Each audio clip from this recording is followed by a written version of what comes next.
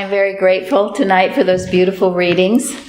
I would also like to make the comment that in studying Watches, Prayers, and Arguments, I noticed where Mrs. Eddy says more than once that in our work in the morning, our protective work in the morning, we should always handle the belief of accident. It's certainly good if we are in one to find ourselves totally protected. That is God's plan. But it's even more so that it doesn't happen in the first place. And as we do this protective work in the morning, we will find out that it does not. Mrs. Eddy mentions the word accident twice in Science and Health, and one, that accidents are unknown to God. And it goes on, I can't quote it exactly, but she says you come under the unerring guidance of the divine providence.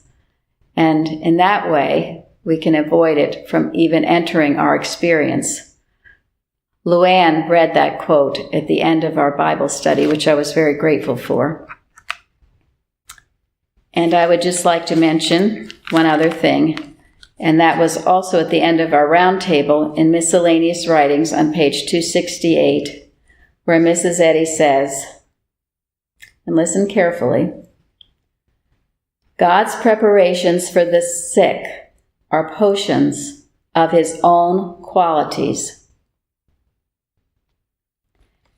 So, if you are having a problem, a physical problem in particular, that you find is not letting go easily, think about that.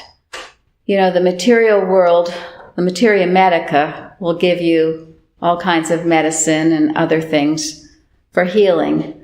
But Mrs. Eddy says God's potions, God's preparations are these potions of his qualities.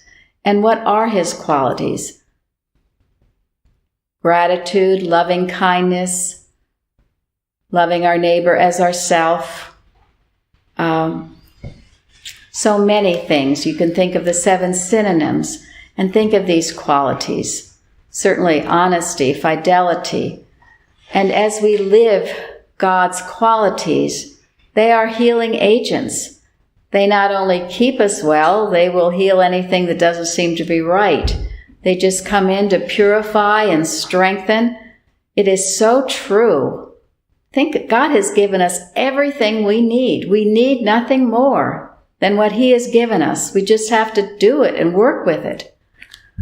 So, at the same time, if you're thinking thoughts from the carnal mind, the fearful, hateful, negative thoughts, yeah, that puts your body into not feeling so great. So, try his potion. Try his qualities. Exercise them, express them, and you will find them to have a healing effect on you.